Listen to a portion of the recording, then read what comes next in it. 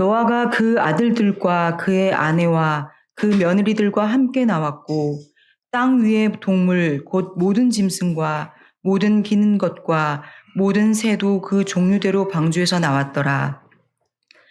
노아가 여호와께 제단을 쌓고 모든 정결한 짐승과 모든 정결한 새 중에서 제물을 취하여 번제로 제단에 드렸더니 여호와께서 그 향기를 받으시고 그 중심에 이르시되 내가 다시는 사람으로 말미암아 땅을 저주하지 아니하리니 이는 사람의 마음이 계획하는 바가 어려서부터 악함이라.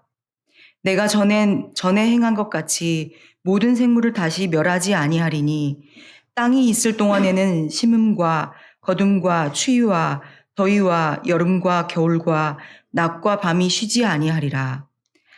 하나님이 노아와 그 아들들에게 복을 주시며 그들에게 이르시되 생육하고 번성하여 땅에 충만하라. 아멘. 네, 감사합니다. 그리고 청년들 특송 은혜로웠습니다. 요즘 우리 교회는 수요 예배 때 창세기를 연속 강해하고 있습니다. 많은 성도들이 함께하고 계시고요. 여건 되신다면 더 많이 하시면 더 은혜롭겠죠. 오늘 본문은 그 창세기 가운데서 주일날 온 성도들과 나누면 좋겠다 싶어서 모셔온, 떼어온 그런 구절입니다. 창세기 6장, 7장, 8장은 인류 초기에 벌어진 엄중한 사건을 배경으로 전개됩니다. 바로 이른바 노아의 홍수 사건이죠. 아담의 후손들이 세계 각처로 번성해 나갑니다. 동시에 급속도로 악도 번져나갔습니다. 하나님은 탄식하시죠. 이대로는 피조세의 세계에 아무런 희망이 없다. 그래서 심판을 작정하십니다. 마침 그 시대에 의인 노아와 그 가족이 있었습니다. 그들은 하나님의 말씀대로 방주를 지었고 예고된 시간은 점점 다가옵니다. 그리고 드디어 지구를 뒤덮는 대홍수가 벌어지게 되죠. 어떤 이들은 이 대홍수의 역사성에 대해서 의문을 제기합니다. 그냥 옛 얘기 아니겠어? 이렇게 생각을 합니다. 근데 흥미로운 것은요, 대부분 나라의 고대 전설에는 홍수 이야기가 있다는 것이죠. 중국의 얘기를 보면 하늘의 기둥이 부러지고 땅의 밑이 흔들리고 땅에 조각조각 깨어져서 물들이 터져 넘치니라. 이렇게 기록이 돼요. 이집트의 기록의 전설에 따르면 신들이 지상을 숙청하기 위해 홍수를 보내며 몇몇 목자만 살아남았다. 이렇게 내용이 전개됩니다. 그 외에도 인도의 전설이나 헬라, 바빌론 등등의 비슷한 그런 이야기들이 있습니다. 자, 나라마다 홍수의 전설이 있고 내용이 비슷하다고 하는 것은 무슨 뜻일까요? 이 홍수가 사실이라는 겁니다. 인류 초기에 대홍수가 있었다. 고대 인류는 흩어지면서 자기 조상이 겪은 얘기를 입에서 입으로 전합니다. 네, 온 땅을 뒤덮은 홍수는 하나님의 심판이었어요. 모든 호흡 있는 사람과 동물이 다 죽은 것이죠. 그러나 여러분, 방주 안에는 생명이 있었습니다. 네, 평화가 있었어요. 본문 창세기 8장을 여는 첫 구절을 보도록 하겠습니다. 8장 1절이죠. 읽어볼까요? 시작. 하나님이 들짐승과 가축을 기억하사 땅에 불게 하심에 물이 보십시오. 맹렬한 진노의 홍수가 끝나가고 있습니다. 그 동안에도 하나님은 방주 안에 있는 생명들을 챙기고 계셨다는 말씀이에요. 노아는 배 안에서 자신의 구원을 위해서 할 게 아무것도 없었어요. 그저 비가 그치기만을 기다리고 있는 거죠. 비가 끝나고 물이 줄기만을 기다리는 겁니다. 자, 그러나 여호와 하나님은 어때요? 노아의 가족을 위해서 생명이 움돋는 새 세기를 준비하고 계셨다는 것이죠. 비가 멈추고 물이 급속히 감합니다. 150일 후 노아의 방주는 아라랏 산 위에 머물게 됩니다. 노아는 밖이 궁금해지는 거예요. 그래서 비둘기를 내보냅니다. 비둘기는 집으로 돌아오는 습성이 있잖아요. 아니나 다를까 비둘기는 감람나무의 새 잎사귀를 물고 돌아오게 됩니다. 땅에 물이 거치기 시작한 거예요. 그러나 노아는 방주 밖으로 나오지 않습니다. 하나님의 말씀이 있을 때까지 더 안에 머물러 있게 됩니다. 이것은 하나님을 전적으로 의지하는 참된 신앙인들의 공통된 모습이에요. 땅의 물은 줄었지만 과연 언제 나갈 것인가? 마침내 하나님의 말씀이 임하지요. 8장 16절 보면 너는 내 아내와 내 아들들과 내 며느리들과 함께 뭐죠? 방주에서 나오고 그래요. 이제 나오라는 거예요. 방주의 문을 닫아 걸으셨던 분이 하나님이십니다. 이제 그분이 다시 그 문을 열어 제끼시는 거예요. 하나님은 저들이 땅에 발을 딛기에 가장 좋은 때를 알고 계셨습니다. 만일 땅이 완전히 마르기 전에 물이 있을 때 나왔다면 필경 무슨 사고를 당했겠죠. 지금 이 배 안에는 최소 인원, 그러니까 사람이나 동물이나 생육하고 번성하기 위한 기초 인원만 승차해 있잖아요. 지금 그 어떤 사고를 당해도 안 돼요. 하나님께서는 모든 여건이 좋아진 후에 그들을 밖으로 모시고 나온 겁니다. 자, 성도 여러분, 우리는 믿고 신뢰해야 됩니다. 하나님의 때가 가장 좋은 것입니다. 응답도 하나님의 시간에 주시는 것이 가장 선인 줄로 믿습니다. 자, 8장 18절 가보면 노아가 그 아들들과 그의 아내와 그 며느리들과 함께 나왔고 19절 다 같이 땅 위의 동물 곧 모든 짐승과 모든 기는 것과 모든 새도 그 종류대로 네, 그러니까 하나님의 명을 받은 노아가 가족들 밖으로 인도하는 장면입니다. 얼마나 가슴 벅찬 순간인가. 그 긴 날들 동안 밀폐된 배 안에 있던 이들이 지금 육지로 나오는 겁니다. 하늘엔 태양이 빛나고 나무마다 새이 피나기 시작해요. 동물들은 각자 살 곳을 향해 뛰어가기 시작합니다. 지금 하나님이 주신 새로운 세상이 펼쳐지고 있는 겁니다. 그러면 바로 이 순간 사람은 무엇을 해야 될까요? 무엇을 맨 먼저 해야 될까요? 8장 20절 보면 20절 보니까 노아가 여호와께 제단을 쌓고 모든 정결한 짐승과 모든 정결한 새 중에서 제물을 취하여 그 다음 볼까요? 번제로 제단에 드렸더니 네, 보십시오. 노아의 가족들은 여호와께 제단을 쌓고 제사를 드립니다. 그들이 제사를 준비하는 모습을 잘 보십시오. 대충 하는 거 아니죠. 정결한 짐승과 정결한 새들 중에서 제물이 될 것을 고르고 그리고 하나님께 번제로 드립니다. 그러니까 최고의 정성으로 드리는 모습이에요. 여러분, 이와 비슷한 장면이 전에 있었던 거 아십니까? 창세기 4장이죠. 거기 보면 아벨이 하나님께 제사를 드리는 장면이 있고 그는 양의 첫 새끼와 기름을 바쳤다라고 엄중히 기록되어 있어요. 그러니까 진정한 예배의 공통점은 뭐죠? 최고의 가치를 드린다는 것입니다.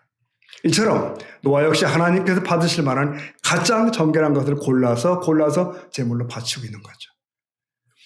여러분 생각해 보십시오. 여기 노아와 그 가족은 누굽니까? 네, 저는 이렇게 표현합니다. 그들은 새 인류다. 새 인류. 아담으로 시작됐던 인류 대신에 다시 시작되는 새 인류예요. 그래서 그들이 행할 우선적 행위는 뭐겠어요? 당연히 하나님께 경배하는 거죠. 새 출발. 홍수로 온 인류가 멸망을 당하고요. 8명의 사람들이 새 역사를 쓰는 그 첫 순간입니다. 거기에 무엇이 쓰여져야 될까? 인류에게 가장 우선 돼야 할 것은 무엇인가? 네, 하나님께 나아가는 것입니다. 하나님께 나아가는 것.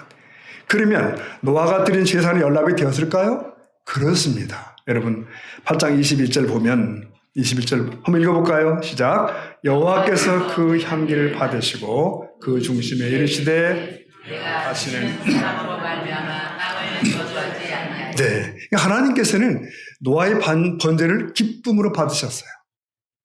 흠양하셨어요.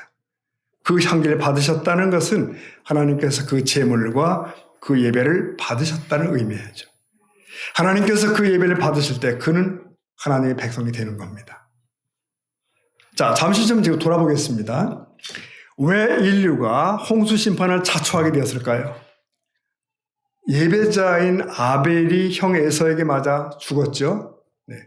하나님은 아벨 대신 누구? 셋을 주시고 이 셋의 후손들이 제단을 이어갑니다. 그러나 에서의 후손들은 강포를 행하면서 더 번성합니다.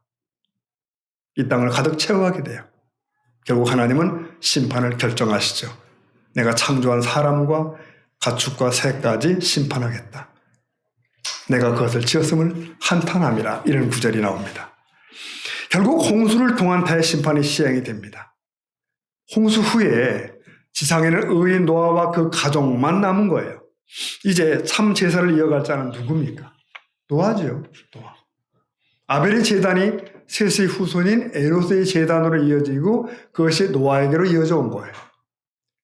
홍수 심판이 끝나자 하나님은 노아의 가족과 함께 다시 시작하길 원하셨습니다.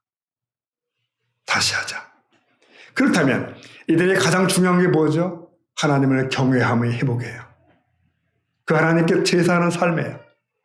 그러므로 홍수는 단지 심판이 아니라 구원입니다. 하나님은 홍수를 통해 이 땅을, 인류를 구원하시고 회복시키길 원하셨던 거예요. 자, 조금만 더 얘기를 진행해 보겠습니다. 그러면 노아 그 이후로 인류는 그 역할을 잘 해냈을까요? 네.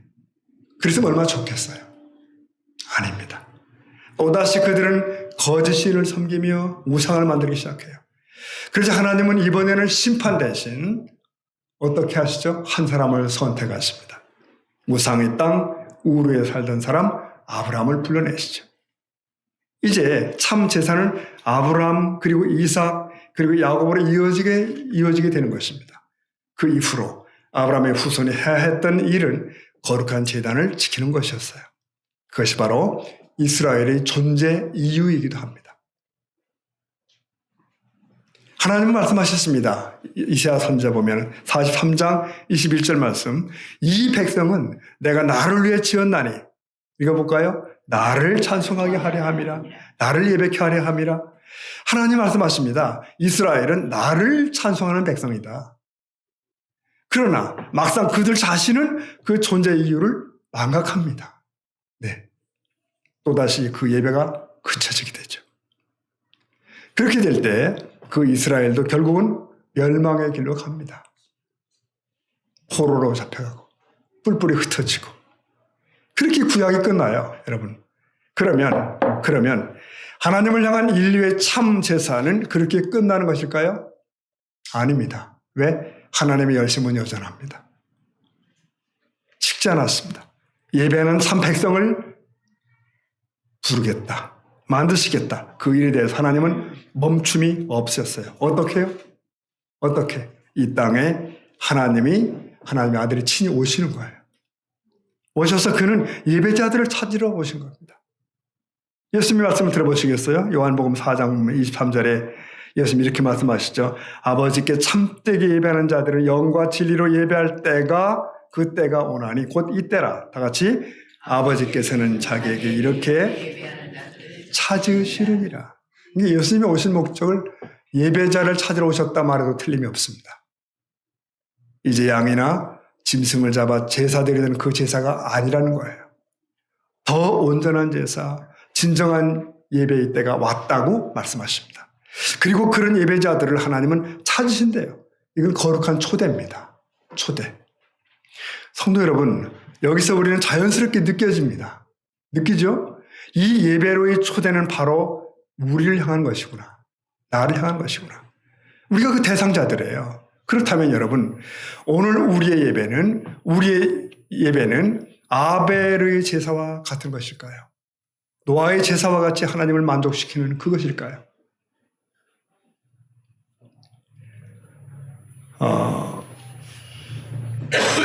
그가 바로 하나님께서 찾으시는 사람일 터인데 예수님께서 이 땅에 계실 때 아버지께서 일하시니 나도 일한다라고 하셨습니다. 하나님은 예수님을 통해 일하셨어요. 예수님이 승천하신 후에는 예수님이 몸인 교회를 통하여 일하시고 하나님은 지금도 하나님의 통로로 쓰임받을 사람을 그래서 찾고 계십니다. 그런 사람이 누구라고요? 예배자입니다. 물론 봉사자도 필요합니다. 그런데 일하는 사람보다 예배하는 사람을 찾으십니다. 왜냐하면 예배자가 되어야 하나님으로 채워져요. 그가. 자기 중심이 아니라 하나님 중심이 되어 일하게 돼요. 하나님을 위해 다른 사람과 동역도 할 수 있어요. 예배자가 아닌 사람은 하나님을 섬기지 않고 자기가 예배받기를 원합니다. 결국 그렇습니다. 하나님은 예배자가 아닌 사람을 그래서 끝까지 쓰실 수가 없어요. 하나님은 우리가 하나님을 섬기고 성도를 섬기고 세상을 섬기길 원하셔요. 첫 번째, 하나님을 섬기는 것이 바로 예배라고요. 영적 우선순위를 잘 지켜야 될 줄로 믿습니다. 먼저 하나님을 섬기고 예배하는 데 집중해야 된다. 그 다음에 교회를 섬기고 세상을 섬기고. 하나님께서는 사람을 부르셔서 먼저 예배자를 만드시고 그 후에 일꾼을 만드셔요. 반드시 예배자가 먼저 예배자가 되고 먼저 자기를 내려놓고 그의 나라와 그의 의를 구해야 된다. 이게 순서예요.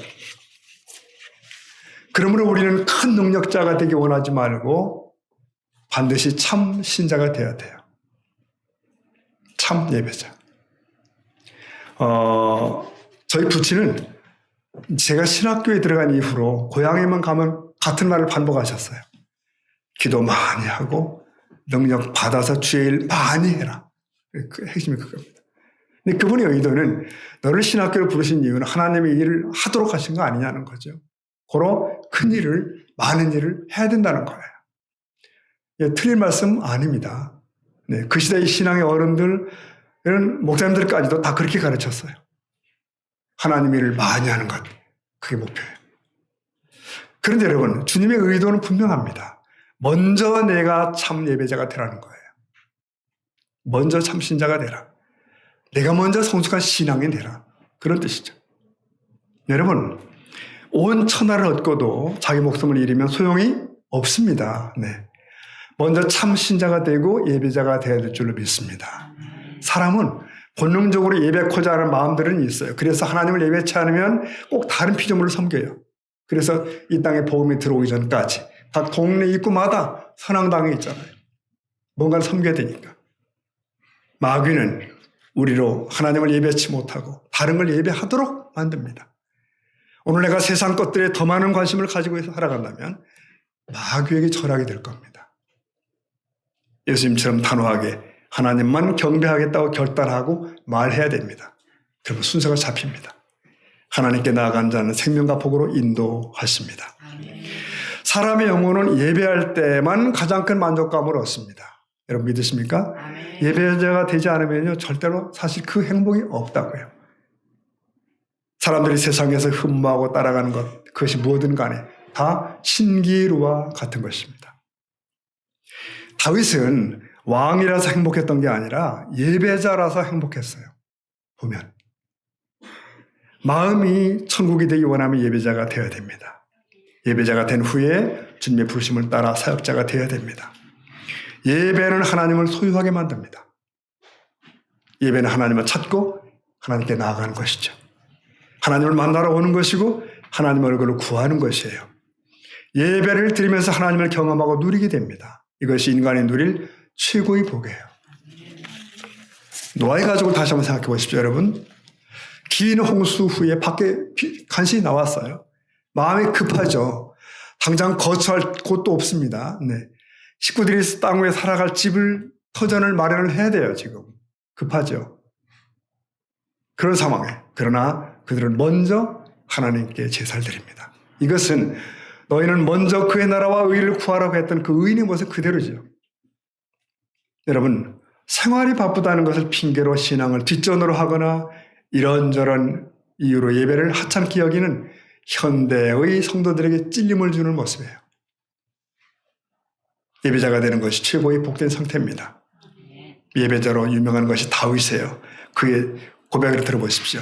시편 133편 2절에 보니까 성소를 향하여 너희 손을 들고 여호와를 송축하라. 3절 다 같이 볼까요? 천지를 지으신 여호와께서 내게 복을 주시리라. 아멘.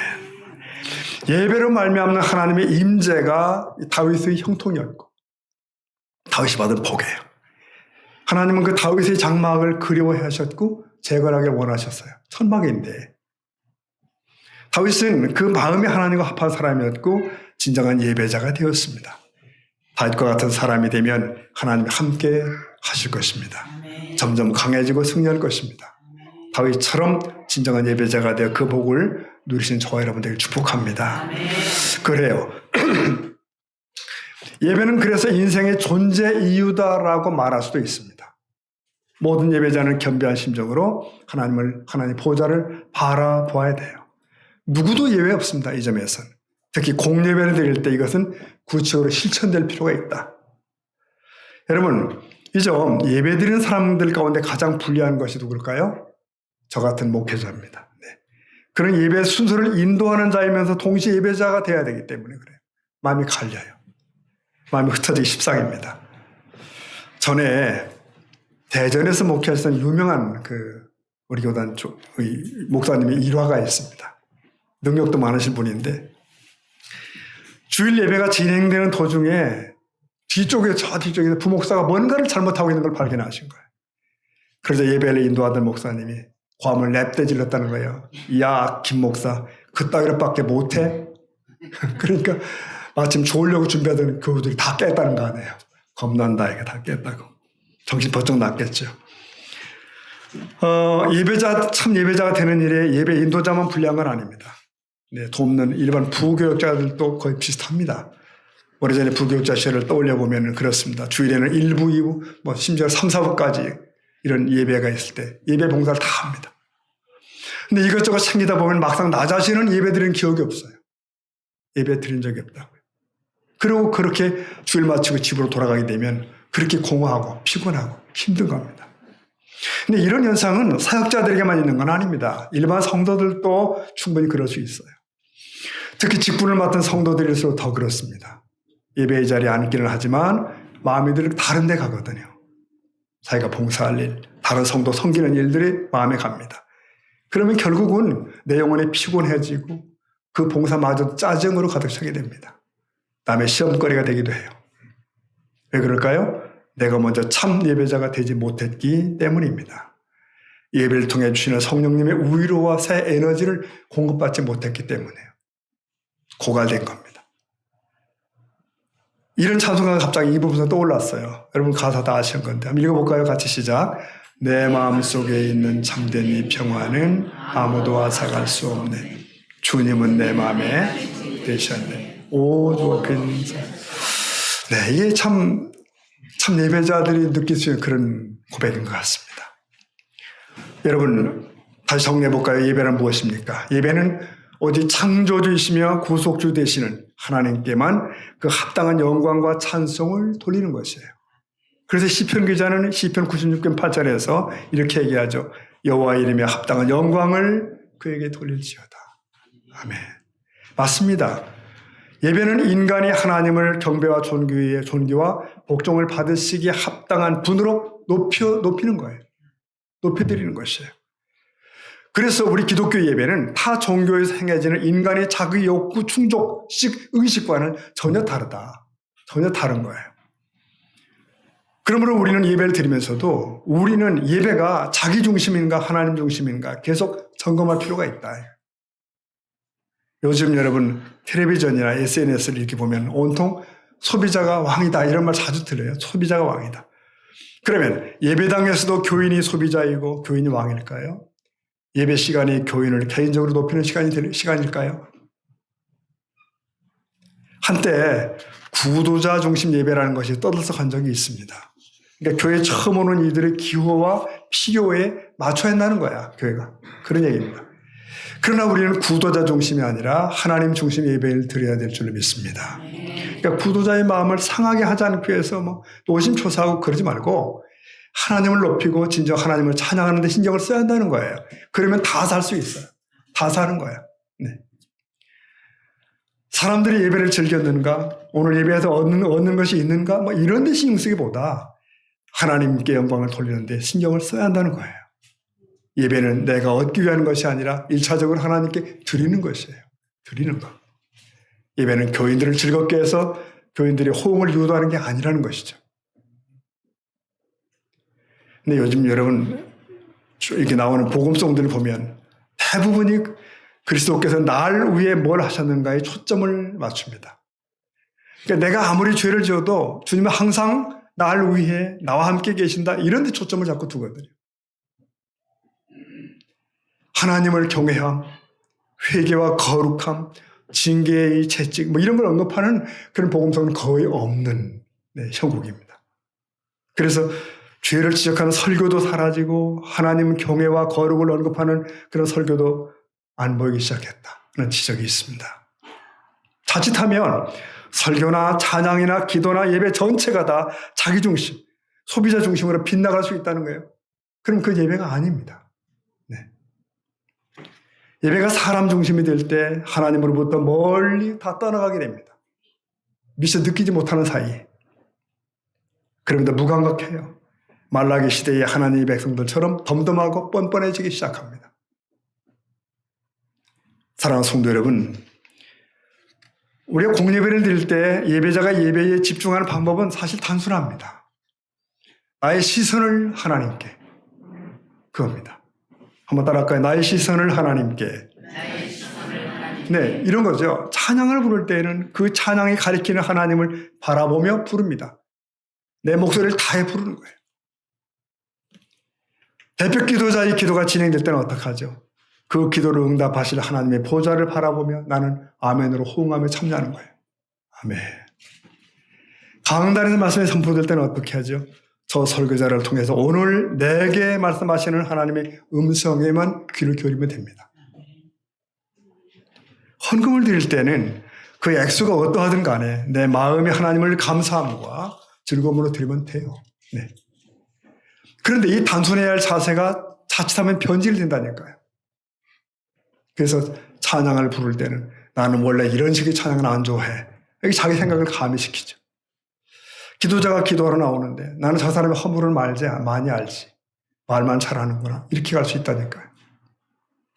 말씀이 선포될 때에도 자기 생각으로 재단을 합니다. 나의 선입관, 이런저런 판단.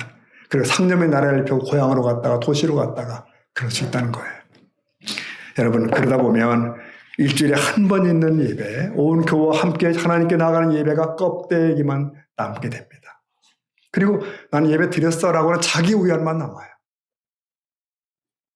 그런 세월이 쌓여가면 어느새 나의 영혼은 파리해지고 영적 성장은 후퇴하고 하늘로 승천하지 못하는 이모기가 되어서 다른 이들을 괴롭히게 됩니다. 그런 일이 많습니다, 여러분. 그리고 사회 속에서는 정체가 불분명한 기독교인으로 낙인이 찍히죠. 네. 그러나 사랑하는 성도 여러분, 예배는 내 멋대로 드리는 것이 아니고 하나님이 정하시는 원칙을 따라 드려야 될 줄로 믿습니다. 이방인의 예배는 사람의 필요와 감정의 기준이에요. 하나 기독교 예배는 하나님 중심입니다. 하나님 중심. 하나님이 받으신 예배는 오직 구속함을 입은 자들만이 그래서 드릴 수가 있습니다. 우리는 예배 시간에 사람에게 집중치 말고 하나님께만 집중해야 될 줄로 믿습니다. 자기 중심의 예배가 아니라 하나님 중심의 예배를 드려야 돼요. 여러분 잠깐 아브라함의 경우를 한번 생각해 보십시오. 아브라함의 삶은 제단과 장막 이 두 가지로 이루어져요. 제단과 장막. 하나님을 섬기는 제단이 있었고요. 자기 삶을 영위하는 장막이 있는 거예요. 네, 제단과 장막. 우리는 안 그렇습니까, 여러분? 하나님을 섬기는 제단과 삶을 영위하는 장막이 우리의 삶이 아닙니까? 여러분 기억하십시다. 제단이 살아야 장막이 삽니다. 예배가 살아야 인생이 산다고요. 성도니까. 예배를 멸시하거나 등한시해서 삶이 막히도록 해서는 안 됩니다. 우리 예배 시간에 반드시 하나님을 만나야 생활 현장에서 하나님과 함께 살 수가 있어요. 우리가 평소에 하나님과 함께 살 때에 예배 시간에 영으로 예배를 드릴 수가 있습니다. 우리가 영으로 예배를 드릴 때에 하나님의 영광이 사죄나 치유나 번영이나 평화, 환희 이런 것들로 나타납니다. 저는 좀 생각을 해봤습니다. 이 본문을 가지고. 자, 거의 1년여 만에 밀폐된 방주에서 나오는 노아의 가족들. 저들이 얼마나 하고 싶은 것들이 많았을까? 일단 드넓은 벌판을 한번 달려보고 싶지 않았을까? 달리기. 이제 밭에 씨앗도 뿌리고, 뭐 그거 해잖아요, 다. 그뿐인가요? 당장 오늘 밤에 누워 잘 집을 좀 어떻게 마련해야 되죠.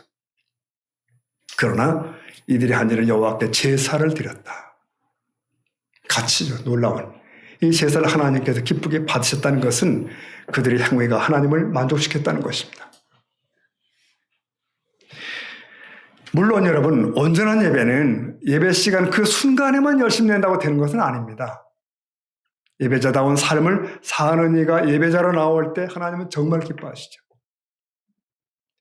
그렇다고 개인의 삶으로 공적인 예배를 대체할 수는 없습니다. 나는 하나님 말씀대로 바르게 살고 있다니까 여러분 이것만으로는 예배를 대체할 수가 없어요. 진정한 공예배는 하나님의 백성이 다 같이 그분 앞에 나오는 순간에 이루어지는 것입니다. 왜? 하나님은 왕이시기 때문에. 그 백성들이 나오길 원하시죠. 그렇습니다. 성경은 예배자의 일상이 예배 같아야 한다고 도전합니다. 그렇게 살아야 예배 때 참 예배가 가능해요. 또 그렇지만 경건한 일상의 예배를 대체할 수는 없다. 그것이 성도가 함께하는 공예배를 대신할 수는 없습니다. 여러분, 만일 그것이 가하다면 노아는 대표로서 혼자 예배했겠죠. 네. 가족 대표. 자식들도 각각 알아서 했겠죠. 그러나 그것은 어색한 해석이에요. 그날 노아는 홀로 제사를 드리지 않았습니다. 자식들도 온 가족이 각자 자기 일 보러 가지 않았습니다. 그 앞에 18절에 보면 노아가 그 아들들과 아내와 며느리들이 함께 나왔다는 표현을 눈여겨볼 필요가 있습니다. 온 가족이 함께 하나님께 나아가는 것은 당연한 순서입니다. 이것은 가족 예배의 가치를 알려주는 정도가 아니라 공동체 예배의 의미를 보여주는 것입니다. 일상의 삶에서 예배자로 살던 이들이 다 함께 모여 주 앞에 나가는 이 장엄한 헌신, 이것이 우리 공예배이기를 축원합니다. 자, 말씀 마치겠습니다. 노아가 드린 제사는 온전히 여호와께 연락이 되었습니다. 그 향기를 받으셨다니까요. 노아의 제물과 예배를 받으신 하나님은 다짐하십니다. 그래, 내가 다시는 사람의 죄 때문에 이 땅을 완전히 심판하지는 않겠다. 제사에 호응하신 거예요. 여러분, 이제 우리가 하나님을 위해 할 일이 있다면 이 시간 노아의 예배를 배우는 것입니다. 어떤 경우에도 예배의 가치를 양보하지 않으며 하나님을 기쁘시게 하는 신령과 진정의 예배를 드리겠다는 다짐을 주 앞에 드리는 것입니다. 그리고 그 예배자답게 세상 속에서 믿음으로 살아가는 것입니다. 여러분, 사실 교회는 꼭 큰 교회가 되지 않아도 됩니다. 그러나 하나님이 흠명하시는 예배는 되어야 됩니다. 반드시 그렇습니다. 어떻게요? 우리 한 사람 한 사람이 참 예배자가 되면 됩니다. 건성신자 수천 명이 모인다면 무슨 의미가 있을까? 참 예배자를 찾으시는 주님이 여기 오셨고, 여기 오셔서 바로 우리 새수만교회 성도들 얼굴을 보시면서 여기 있구나 라고 말씀하는 은혜가 있기를 축복합니다. 마칩니다. 장차 여러분, 천국은 예배하는 나라인 걸 아셔야 됩니다. 천국이 뭐죠? 예배하는 나라거든요. 그러니까 천천만만의 성도들이 하나님의 보좌를 향해 경배하고 찬미하는 그것이 사실 천국이에요. 그들은 누구죠? 오늘 여기서 전심으로 주께 그렇게 경배하고 예배하던 자들, 그들이 거기 있는 것입니다. 바로 우리일 줄로 믿습니다. 한번 따라 하십시다. 우리는 예배자입니다. 우리는 예배자입니다. 아멘. 기도하겠습니다.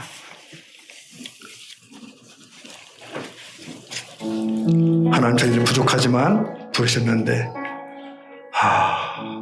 의식만 가득한 사람 중심의 예배는 빠지지 않게 하시고 정말 하나님이 참 내 생각의 중심에 내 가치 가장 우선순위에 드려지는 그런 예배, 그런 예배자가 되게 해주십시오. 앞으로 남은 날들 내가 드린 예배를 하나님은 다 기쁘게 흠양하실 만한 그런 예배가 되게 해주십시오. 그런 다짐을 주 앞에 드리면 좋겠습니다.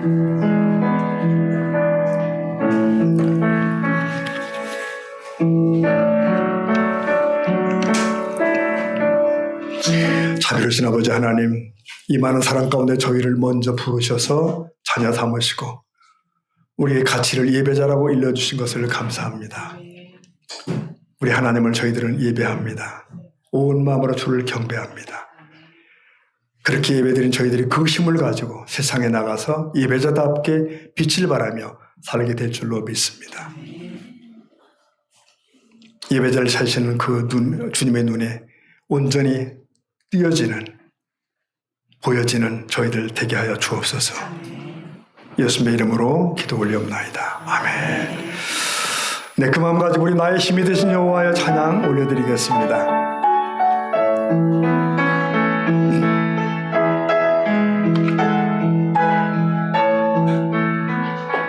나의 힘이 되신 여호와여, 내가 주님 사랑합니다. 주는 나의 반석이시요 나의 셋이라. 주는 나를 섬기시니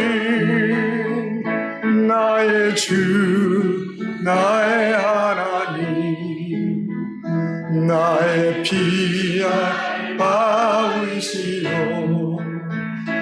나의 방해시다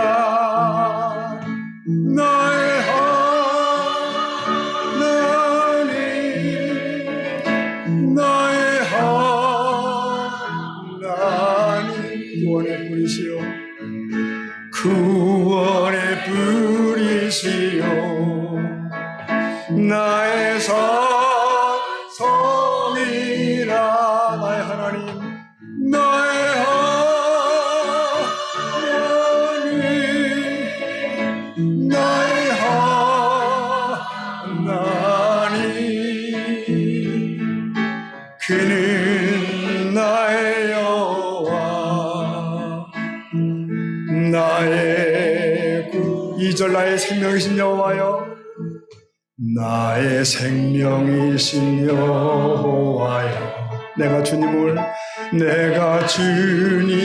찬양합니다. 주는 나의 사랑이시요 나의 위시시라. 아멘. 주는 나를 이끄시어 주의 길 인도하시며 나의 생의 목자 되시니 내가 따르니 아멘. 나의 하나님 나의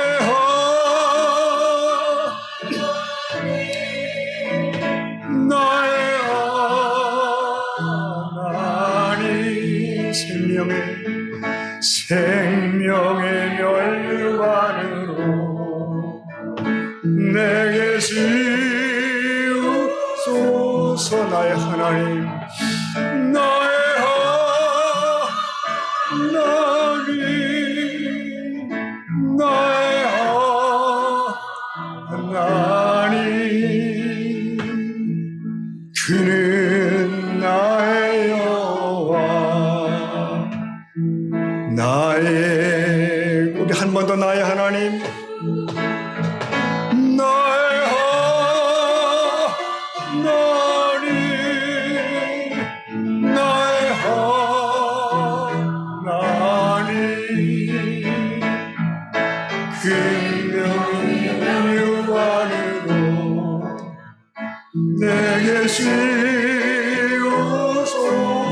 나의 하나님 나의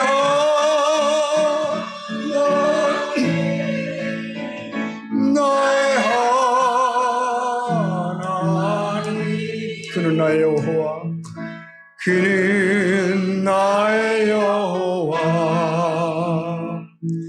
나의 구세주. 우리 한 번 더 따라 하십시다. 나는 예배자이다. 한 번 더 합시다. 우리는 예배자입니다. 아멘. 우리 함께 봉헌하시겠습니다.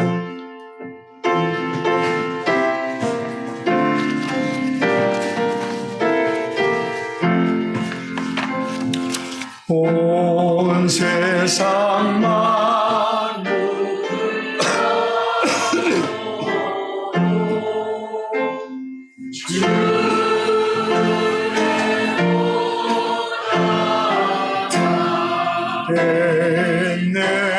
주겠네 놀라운 사랑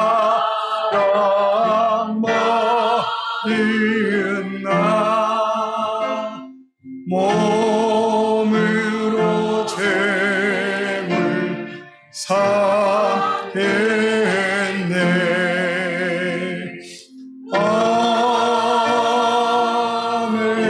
아멘.